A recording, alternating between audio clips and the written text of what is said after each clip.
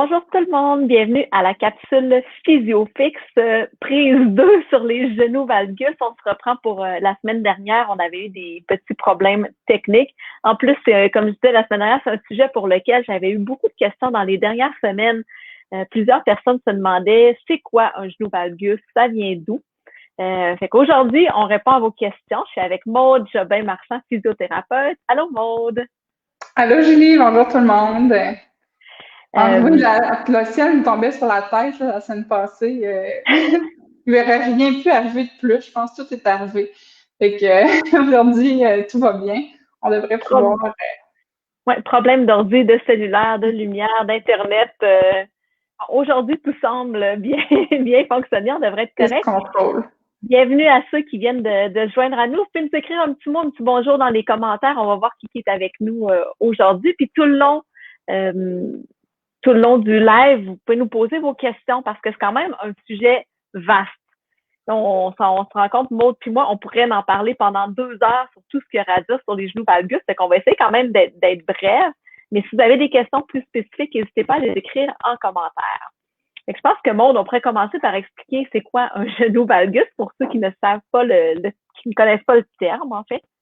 Ouais, fait qu'un genou valgus, c'est un positionnement des genoux qui serait pas optimal. Donc, les genoux qui vont vers l'intérieur. On peut montrer une photo. Je sais pas si peut-être qu'on contrôle ça. OK. Fait que ça, c'est un genou valgus quand même assez extrême. Fait que on peut voir là, les arches plantaires qui sont souvent là, affaissées en combinaison avec ça. On a souvent aussi une rotation interne au niveau des fémurs. Puis, fait que celui-là, il est vraiment extrême. On peut voir que le côté gauche est plus prononcé que le côté droit. Puis, c'est soit associé à une maladie, une malformation à la naissance, ou sinon, c'est quelque chose qui est acquis là, durant la vie, plus en fonction des faiblesses musculaires. Fait que le plus fréquent, en fait, c'est pas les malformations, c'est vraiment des gens qui ont un mauvais contrôle musculaire. Ça fait en sorte que leurs genoux, ils vont tout le temps vers l'intérieur quand les gens bougent. Donc, Okay, quand ils sont... c'est ce que les gens là, souvent disent, ah, moi, j'ai les genoux par en dedans. C'est ce qu'on appelle des genoux valgus, les genoux par en dedans. Puis, ce qui est compliqué avec les genoux valgus, tu parles de contrôle musculaire, c'est que ça peut venir souvent du contrôle des pieds ou des hanches. Fait qu'il faut un peu comprendre pour chaque personne d'où ça vient. Est-ce que ça vient d'une faiblesse au niveau des pieds ou une faiblesse au niveau des hanches pour être capable de renforcer finalement les bons muscles et replacer les genoux dans une position optimale. C'est bien ça? Exactement. Puis c'est, oui, renforcer, mais aussi la personne doit comprendre, s'en rendre compte. OK, quand je fais ce mouvement-là, OK, je me regarde dans le miroir, là, puis là, je le vois. Mon genou s'en va vers l'intérieur. Puis là, ben, c'est consciemment dire, il devrait être là. Fait que c'est vraiment un contrôle moteur. Fait que c'est au niveau du cerveau, une activation qui va devoir être se réapproprier la bonne séquence d'activation des muscles dans les différents mouvements. Dans les petites images, on avait différents exemples d'activités, d'intensité légère ou plus élevée, là, où on peut voir les genoux valgus. Fait que je vais aller sélectionner. Oui, c'est toi qui montes la prochaine image. Il y avait une question par rapport à ça que quelqu'un m'a écrit dernièrement, puis je pense que ça serait pertinent d'y répondre ici. Tu parles de comprendre et d'activer faire les bonnes actions dans le bon ordre. Est-ce que quelqu'un qui comprend ça vient d'où et sait comment l'activer va devoir y penser toute sa vie ou c'est quelque chose qui va finir par, je sais pas, je peux dire devenir acquis puis se corriger tout seul? C'est quelque chose qui devient automatique. Quand on fait un geste de l'apprentissage moteur, c'est quelque chose qu'on doit faire de façon répétée, en y pensant qu'on apprend quelque chose de nouveau, même dans un sport. Par exemple, quelqu'un qui veut lancer un ballon de basket dans le panier, les premières fois, c'est sûr que ça ira pas dans le panier de la première fois. Il va falloir le pratiquer, hop, un petit peu à droite, un petit peu à gauche. Puis là, avec la répétition, de plus en plus de chances qu'il l'aille systématiquement. Fait que c'est un peu la même chose pour les genoux. C'est va falloir que la personne se réalise, OK, je veux que mon genou, il est où le panier, tu sais? faut que mon genou ou que je vais aller viser. Première des choses, c'est de le savoir. Après ça, OK, est-ce que je vais peut-être essayer de surcorriger, sachant qu'il va vers l'intérieur, je vais vraiment me forcer à ce qu'il va vers l'extérieur. Puis là, OK, là, c'est trop, fait que là, on va revenir un peu. Mais c'est de l'ajustement comme ça, fait qu'avec la pratique, là, on arrive vraiment là où il doit être, puis le cerveau enregistre quelle quantité de force mon fessier doit fournir à chaque fois que je fais ce mouvement-là, quelle quantité de force mon arche plantaire doit fournir, puis là, ça devient automatique avec le temps, fait qu'on n'a plus besoin d'y penser à un moment donné. Puis aussi, plus la tâche est complexe, plus il y a de chances qu'on revienne dans nos anciennes habitudes. Fait que dans l'apprentissage moteur, ce qui est important, c'est de commencer avec une tâche qui est super simple, pas beaucoup de variables, pas beaucoup de vitesse, d'intensité. Puis là, plus on devient apte à mettre le genou dans la bonne position, plus on augmente l'intensité puis la demande. Fait que, dans le fond, comme ici dans la photo, c'est une dame qui, à chaque fois qu'elle se lève avec les genoux comme ça qui viennent se coller, puis elle utilise ses mains. Fait que ça, on voit très bien. Ça, j'en vois beaucoup. Ouais. Fait que ça traduit une grande faiblesse. On voit que le côté droit est pire que le côté gauche, hein?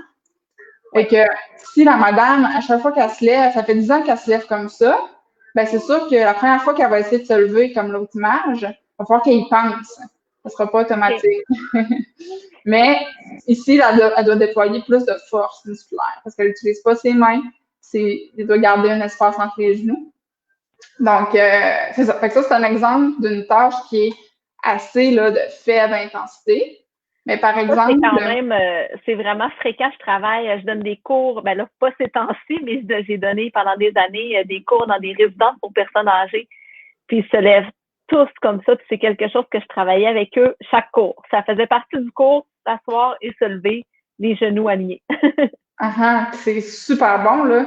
Si les personnes qui me pensent à chaque fois, à un moment donné, ils vont se lever et vont faire j'ai pas eu besoin de penser, puis j'ai pas utilisé mes mains, puis mes genoux étaient droits. Fait que c'est vraiment une question de pratique, puis ça peut aller jusqu'à 1000 mouvements là, avant qu'on parle que ça devienne automatique. Fait que faut pas lâcher, mais ça vaut la peine parce que cette personne-là qui va avoir développé cette habitude-là, à chaque fois qu'elle va se lever, il va y avoir un renforcement musculaire qui va se faire au lieu d'un affaiblissement. Fait que pour à long terme, la force à long terme, la personne va rester fonctionnelle beaucoup plus longtemps. Ça va tellement en lien avec ce qu'on enseigne chez Yogami, qu'on essaie de faire comprendre aux gens l'importance du mouvement. En fait, que le mouvement est encore plus important que l'entraînement. Fait que si on bouge bien, si chaque mouvement, comme cet exemple-là qu'on fait, sont des mouvements qui nous permettent de placer notre corps dans une meilleure position, de mieux forcer, c'est vraiment bénéfique, encore plus que de faire une petite période d'entraînement 3 fois par semaine. Donc, tous ces mouvements-là au quotidien ont une très, très, très grande influence sur comment notre corps fonctionne. Oui, il faut voir ça comme une opportunité de se renforcer. Puis c'est super parce que ça ne demande pas de temps en extra. C'est inclus dans notre journée. Oui. Ici, si on regarde un autre exemple, qui va être la montée de marche, on peut voir que la madame ici, elle n'a même pas encore commencé à monter, son genou est déjà à l'intérieur de son pied. Fait que c'est sûr, quand elle va commencer à forcer pour monter son corps, c'est sûr que le genou va aller vers l'intérieur. Fait que déjà, juste en posant le pied sur la marche, de se demander, de regarder, est-ce que ma rotule est alignée avec au moins mon premier. Moi, je dis tout le temps le troisième, quitte à ce qu'il y ait au deuxième ou au premier. Fait que c'est sûr qu'on ne voudrait pas que le genou aille à l'intérieur du pied. S'il est aligné avec le premier orteil, c'est pas pire. Le deuxième, c'est encore mieux. Puis en visant le troisième, on est comme plus sûr que ça atterrisse à la bonne place. Fait que c'est juste de placer notre jambe, c'est tout. Puis là, une fois qu'on va monter, on va avoir plus de chances d'être bien positionné. Cette dame-là ici, c'est une patineuse, puis qui a mal au genou. Puis ça provient d'un PowerPoint de Charlie Simon. C'est une physiothérapeute qui a beaucoup étudié le contrôle moteur. Fait que j'ai repris de ces images-là. Puis c'est une même qu'elle avait évalué qui fait du patin. Puis j'avais mal à ce genou-là. Elle lui a demandé pouvez-vous vous placer dans votre position de patin. Fait que du côté, dans le fond, cette image-là que je pointe, on voit très bien que la rotule tombe à l'intérieur du pied. Fait que c'est la position corrigée. La rotule sera avec le premier et le deuxième orteil. Fait que la douleur est améliorée beaucoup à ce moment-là, là, après la correction. Fait que c'est sûr que c'est à chaque fois hein, aussi. C'est que le genou aille vers l'intérieur une fois sur 5, une fois sur 4. À un moment donné, le genou, il est fait aussi pour bouger en différents axes. Mais c'est ce qu'il va faire tout le temps. C'est la répétition, c'est l'excès qui va faire qu'il risque d'avoir une blessure. Ici, une activité un petit peu plus intense, c'est l'atterrissage d'un saut. On peut voir ici que les genoux rentrent vers l'intérieur. Ici, position corrigée. Même chose. Fait que c'est ça. Fait que c'est tous des exemples de tâches qu'on peut, en physio, moi, que j'observe, si la personne se présente avec un problème de genou, que ça nous met à risque. Okay? Fait que c'est pas quelque chose que je regarde, ce contrôle-là dynamique. Est-ce que le genou va vers l'intérieur? Est-ce qu'il y a un genou valgus dynamique? Fait que je peux observer la personne juste dans la posture, après sur une jambe, dans un squat sur une jambe, réception de saut. Souvent, réception de saut, 2 jambes, on voit que ça apparaît parce que c'est plus élevé, la demande est plus élevée. Réception de saut sur une jambe, ça serait vraiment... c'est quand même assez... quelqu'un vraiment là, qui est super aligné, même s'il n'y a pas de douleur, c'est rare même. Fait que on trouve souvent des choses à ce moment-là. Les athlètes, là, c'est pas rare que j'arrive pas à la réception de saut.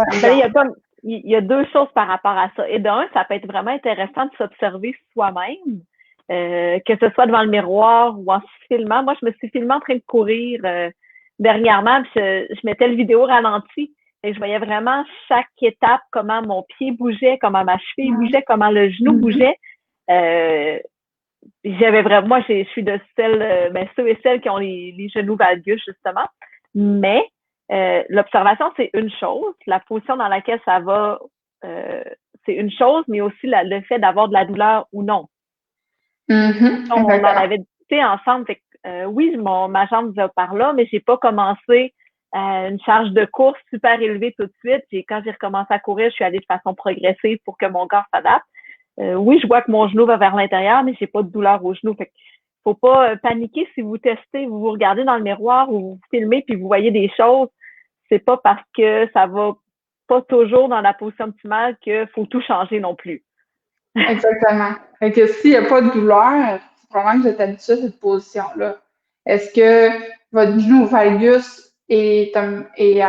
provient de la naissance? On en a parlé un petit peu là, de pourquoi le genou, il y avait comme les 2 corps, dynamique puis plus physiologique. Physiologique, c'est que on peut naître avec un condyle. En fond, c'est les os qui sont au bout du fémur, là, juste la partie supérieure là, au niveau du genou, l'extrémité inférieure de l'os du fémur. Il peut avoir un condyle plus gros que l'autre. Fait que ça, on peut pas rien faire. Fait que probablement toute sa vie, cette personne-là a bougé avec son condyle plus gros. Puis ça a mis un petit peu plus de stress à l'intérieur de son genou. Fait que le genou, c'est soit renforcé ou soit qu'elle n'a jamais fait d'effort suffisamment élevé pour que ça cause problème. Fait que c'est de voir ça comme ça. Les études prouvent que ça prédispose à l'arthrose, que ça prédispose aux tendinites, syndrome fémoro-patellaire, même pour les blessures traumatiques. Si le genou va vers l'intérieur de manière très brusque, ça peut causer une lésion du ligament croisé antérieur. Pour les gens, exemple, qui font des sports comme le soccer, des sports beaucoup avec des changements de direction. Et que, par contre, des marathoniens qui ont les genoux valgus, puis ils sont jamais blessés. Fait qu'eux, ben, toute leur vie, ils ont couru avec leur genou valgus, puis le corps s'est bien adapté, parce que probablement qu'ils ont une charge d'entraînement qui était progressive. Puis pour eux, ce mouvement-là, les structures sont suffisamment résistantes pour ne pas provoquer de douleur. Mais dans une optique d'améliorer sa santé, ça peut être pertinent de voir, OK, si c'est parce qu'il y a une faiblesse quelque part, c'est quoi, puis chercher à l'améliorer. Moi, c'est un peu mon cas, on en avait parlé ensemble, Maud, que je sais que j'ai le genou qui va comme ça, j'ai pas de douleur.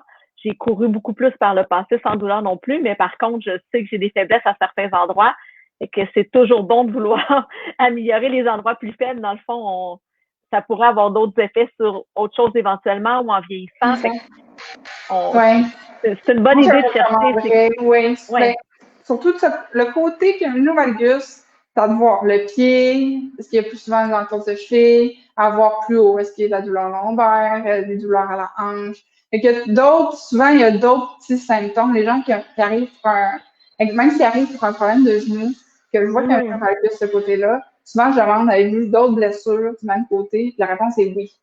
Fait que, il faut voir aussi, est-ce qu'il y a eu d'autres choses de ce côté-là? Est-ce qu'il y a toujours un problème du même côté? Fait que si la réponse est oui à une de ces questions-là, je pense que ça pourrait valoir la peine d'en prendre conscience, d'essayer de le corriger au moins quelques fois. Peut-être que ça n'aura pas tant d'efforts que ça pour le corriger non plus, là, si c'est très léger. Fait que moi, je pense que ça peut valoir la peine. Puis, je vais vous montrer un exercice pour le corriger que moi, j'aime beaucoup parce que souvent, on oublie le pied. On dit ouvrez vos genoux, ouvrez vos genoux. On focus beaucoup sur la posture alignée, mais on compromet l'alignement du pied. Fait que ça, j'aimerais ça vous le montrer. On peut le faire tout de suite. Je suis dans le sujet. Moi, aujourd'hui, j'ai pas de place à le faire en même temps que toi. Ceux qui sont au Québec comme moi, c'est pédagogique aujourd'hui. C'est que j'ai mes 3 enfants à la maison, donc j'ai plus la place pour bouger. Fait que ce que j'aime bien, c'est le faire avec un élastique. Puis, ce qui arrive souvent, quand on donne comme consigne, bon, exemple, je descends, puis je suis comme ça. Dans mon squat. Ouvrez les genoux. Bon. OK, mes genoux sont ouverts. Bon, j'exagère un peu. Exemple, je veux les ouvrir, puis je dois exagérer mon 3e orteil. Mais là, mon pied, je sais pas si tu le vois. Il est comme tout levé ici. Je suis comme tout le poids sur le côté externe de mon pied. Okay? Fait que là, ça, c'est pas mieux. Ça fait en sorte que on peut développer des problèmes au niveau de la pied. Puis, ça fait en sorte que notre pied se renforce pas dans le bon alignement non plus. Fait que ce que j'aime bien, c'est de mettre un élastique que je plie comme ça ici, comme pour avoir peut-être un pouce, là. Puis, je vais le mettre en dessous, juste dans la base de mon premier orteil. Fait que je le mets ici. Là, je m'assure d'avoir la pression. Même chose de l'autre côté. Et moi, je l'aime, cet exercice-là. Fait que là, ça me donne un feedback parce que si je relâche la pression, l'élastique sort. Hein? Fait que pendant que je fais mon squat, je me regarde dans le miroir, j'essaie d'aligner mes genoux, mais je veux pas perdre mon élastique. Fait que là, je suis sûre que je suis dans le bon alignement, puis je le sens que mes chevilles travaillent beaucoup plus, puis que mes hanches aussi travaillent beaucoup plus. Okay? Fait que celui-là ici, je trouve que ça aide vraiment si c'est quelque chose qui a déjà été travaillé, mais jamais en prenant en considération des pieds, ça peut être un plus. Mais surtout les gens qui ont des problèmes d'arches plantaires qui sont combinés là, au genou valgus, c'est vraiment. Oui, c'est le fun que ça soit un exercice qui combine les deux en même temps. C'est vrai que les pieds, c'est souvent négligé dans cet aspect-là. On pense beaucoup aux hanches. C'est sûr que ceux qui nous suivent sur Yagami, oui, on parle beaucoup des pieds. Vous avez déjà entendu ça, c'est pas la première fois, mais en général dans la population.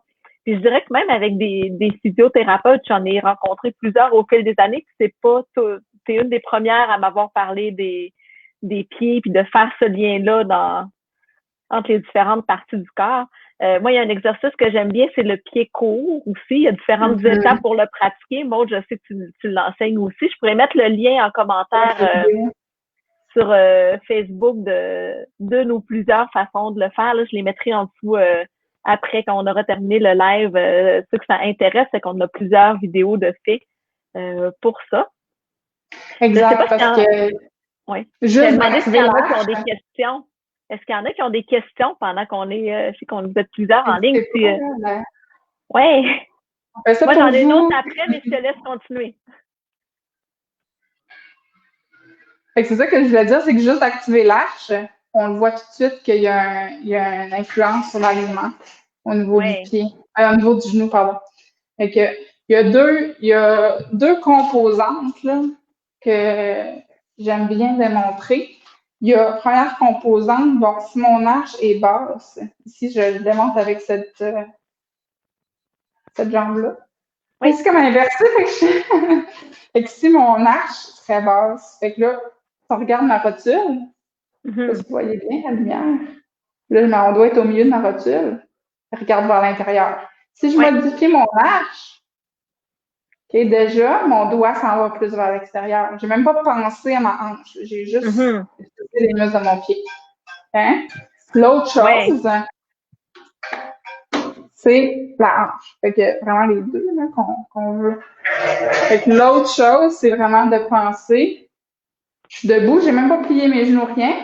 Je pense juste à tourner mes rotules vers l'extérieur en gardant mes pieds, mon point d'appui des pieds au sol. Puis, ça a une influence sur ma rotule. Fait que là, il y a tout le fémur qui tourne. Hein? Ça a une influence sur mon arche. Fait qu'on le voit vraiment le lien. Fait que juste de pratiquer ça, puis de sentir, OK, quand je tourne mes rotules vers l'extérieur, je sens ici, là, quand je pèse sur les hauts des fesses, je sens que les muscles se contractent. Fait que là, on le sent tout de suite, quel muscle devrait s'activer. Ah, ben, ça tombe bien que tu viennes de démontrer ça parce que ma question, c'est un petit peu par rapport à ça. Tu pourras préciser selon ce que j'ai compris.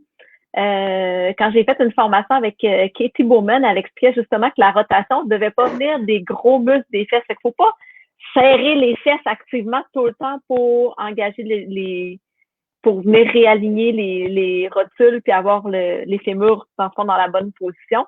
Mais c'est vraiment des muscles plus profonds des hanches qu'on doit activer. Puis là, on le voyait avec toi aussi, c'est pas vraiment de serrer les fesses super fort l'une contre l'autre tout le temps. Là, ça causerait d'autres problèmes. Fait qu'il faut comprendre cette nuance-là. Puis je sais, moi, en tout cas, au début, la première fois quand j'étais justement dans cette formation-là, puis qu'elle demandait d'activer les muscles plus profonds, je sentais rien, il se passait rien. J'étais complètement déconnectée, je savais même pas comment les activer, je savais pas qui étaient. C'était comme quelque chose d'invisible qu'il fallait que je fasse bouger comme par magie. Maintenant, je suis capable, par contre, je l'ai pratiqué. Mais c'est ça, juste de faire cette nuance-là, de comprendre que c'est pas faut pas tout serrer les fesses c'est tout le des temps. mouvements subtils. Oui. Tu sais, c'est pas en faisant un entraînement intense qu'on va sentir ça. Parce qu'on sent plus nos gros muscles. Oui, ça avait l'air tellement facile en te regardant, tu le fais qu'on voit ça bouge super bien du premier coup, mais si vous qui nous regardez, vous l'essayez à la maison, là, ouais, c'est ça, ça se peut que ça soit pas ça que ça donne du premier coup.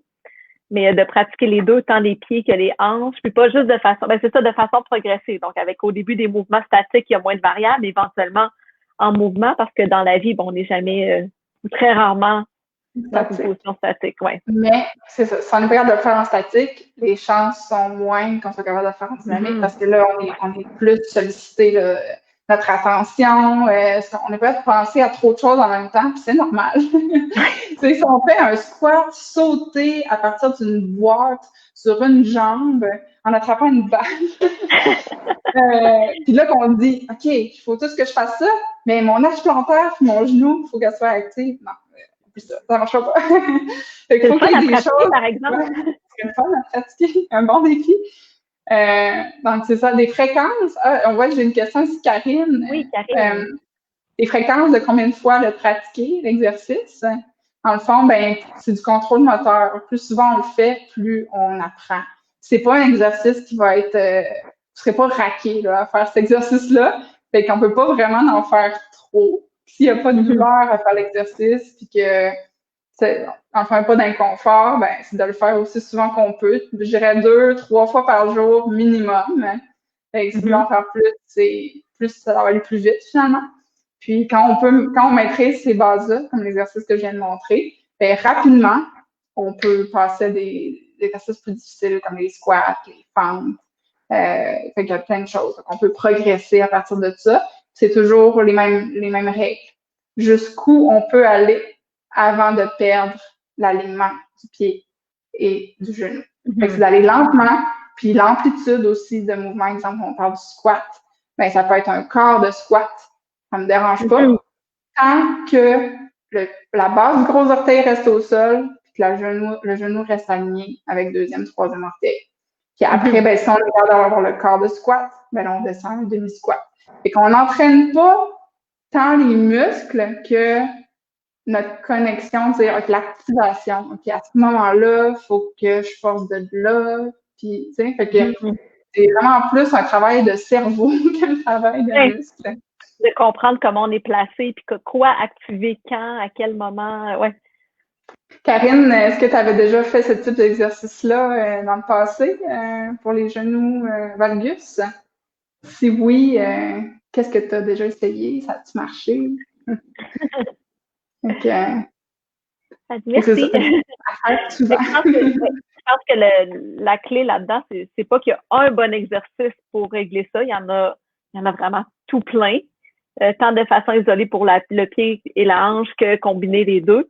Puis ça va être la progression qui va faire la plus grosse différence. Oui, de pas se laisser, d'être capable de savoir où on doit, qu'est-ce qu'on doit viser pour pas se laisser tricher finalement. Parce que des fois, on pense qu'on le sait même pas. Fait qu'il faut savoir, OK, c'est quoi mon objectif? C'est quoi le feedback que je peux me donner? Ça peut être un miroir, ça peut être l'élastique comme je vous ai montré. Ça peut être même de se dessiner le genou, la rotule, se dessiner une ligne vis-à-vis le deuxième orteil, puis dire, OK, il faut que les deux lignes soient alignées.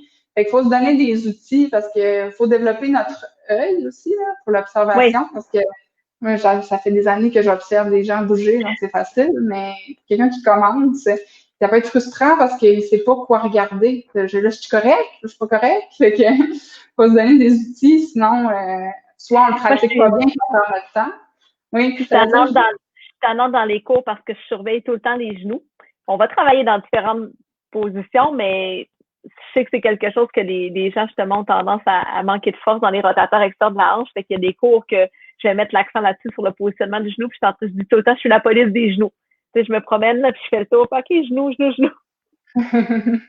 C'est bon, ça, mais c'est ça, à force de se faire corriger, les gens, ils l'apprennent. OK, là, j'étais pas correct, là, elle m'a rien dit, ça veut dire que je suis correct. Fait que là, les gens font des liens, puis c'est une bonne façon aussi que ça devienne plus automatique. Que soit d'avoir quelqu'un, un coach, ou ça, bon, si ça a un douleur au genou, ça va probablement être votre physio, mais d'avoir quelqu'un pour vous le dire, ou soit ben, que vous utilisez des petits repères, là, comme on vous donnez, le miroir, très bon. C'est un très bon outil pour ça. Parfait. Fait que je vais mettre le lien de un ou deux exercices en dessous de. Ah, il y avait genou vis-à-vis quel orteil pour centrer? Ben, moi, je trouve qu'un troisième, c'est un bon objectif, quitte à arriver au deuxième, comme je disais, là. C'est pas couler dans le béton, là. C'est sûr que si votre genou, il va vraiment vers l'intérieur du pied, c'est arrivé à l'aligner avec le premier, là. Moi, je suis super contente. C'est plutôt où vous êtes, puis qu'est-ce qu'on réussit à aller chercher, là, ça dépend de chaque personne selon disons, le degré là, du genou valgus. Parfait, ça. Je vais mettre les liens des exercices en dessous de l'événement. Si vous avez d'autres questions, une fois qu'on a terminé, vous pouvez quand même nous écrire. Ça va nous faire plaisir de vous répondre, que ce soit directement sur Facebook ou sur YouTube. Puis sinon, ça va être notre dernière capsule physiofixe la semaine prochaine avant le congé des fêtes. On va prendre une petite pause, nous aussi, pour, j'allais dire, pas pour être avec notre petite famille immédiate. Ici, le Noël a été annulé, donc ça va être un petit Noël, mais quand même pour se débrancher des réseaux sociaux et des ordinateurs. Fait qu'on se revoit la semaine prochaine pour la dernière capsule. Si vous avez des idées de sujets, j'en ai plein, j'en manque pas, mais s'il y a des questions particulières que vous aimeriez qu'on réponde avant les fêtes, ben ça va être votre chance. Je vais juste rajouter que si vous voulez en savoir plus sur l'alignement, je donne un cours en direct. La dernière édition va être de 2020, va être la semaine prochaine. C'est le jeudi midi.